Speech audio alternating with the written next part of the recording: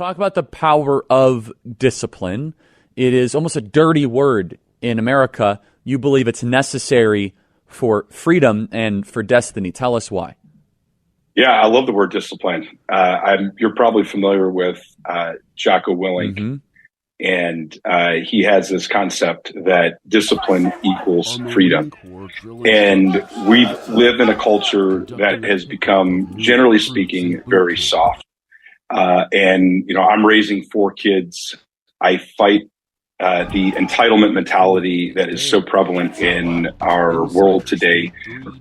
And discipline is not something that we naturally run toward. It's all about discipline. It's the pain of discipline versus the pain of regret. You can live a lazy life going down river, and you can get by with it for a long time.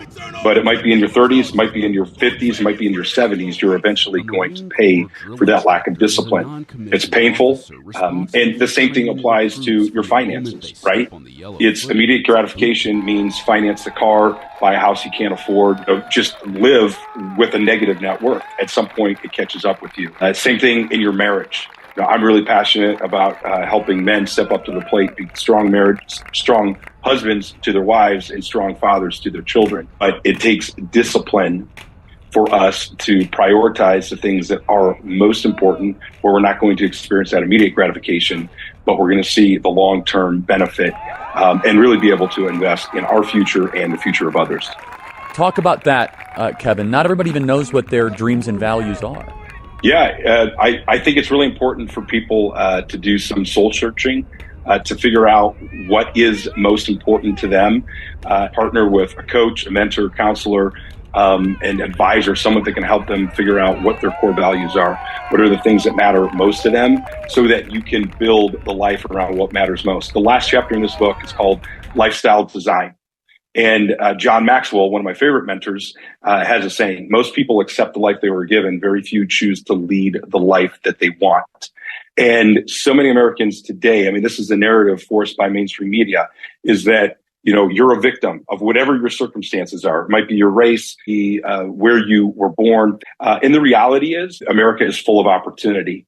And it's why probably my favorite chapter in the entire book is talking about being intentional, about designing the life that you want.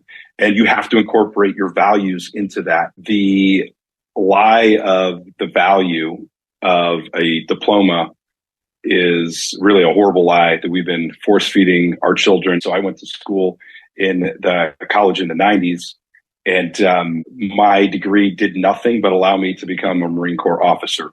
I remember almost nothing from all of my college days. I actually got married halfway through college. I'm grateful for that because it really motivated my wife and I to get done with college as quickly as possible. I'm discouraging my kids from attending college. If they want to be a doctor or an attorney, I understand it's necessary, but for the most part, I don't see the value there. And you're 100% right. Schools, especially higher education institutions, even the supposed Christian ones, are really, they're making socialists and communists out of our kids. There is no excuse if you live in this country, because you just live within your means, and you don't have to have a brand new car. You don't have to have a fancy car. My wife and I were the couple who had one 27-inch tube TV, and we did not have a big screen TV until about 2010, I think it was. And so many Americans, and especially the young kids, I am fighting this materialism. The pop culture is all about materialism. And I am constantly battling this, trying to properly train my kids and teach them the value of a dollar and the importance of living within their means. Number one is get out of debt. If you can't afford it, sell it. Number 3 is move towards cash. If you can't control credit cards, if you don't have the discipline to control that, go to cash and stop going further and further into debt. Much of our young generation that's in college and graduating from college, they want the standard of living that their parents and grandparents had.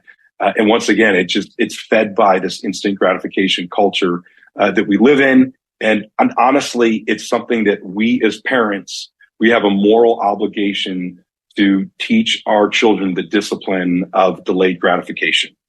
And when you don't teach children delayed gratification, then young adults don't naturally develop it on their own. And then you have, grown adults that are in their 30s, 40s, and beyond, and they still don't practice delayed gratification. I'm sure when you start to go through budgets with people, you start to see a fair amount of expenditures that are unnecessary. For example, double and triple streaming subscriptions, going out unnecessarily to eat, spending money on diminishing returns and expenses, buying new cars instead of used cars.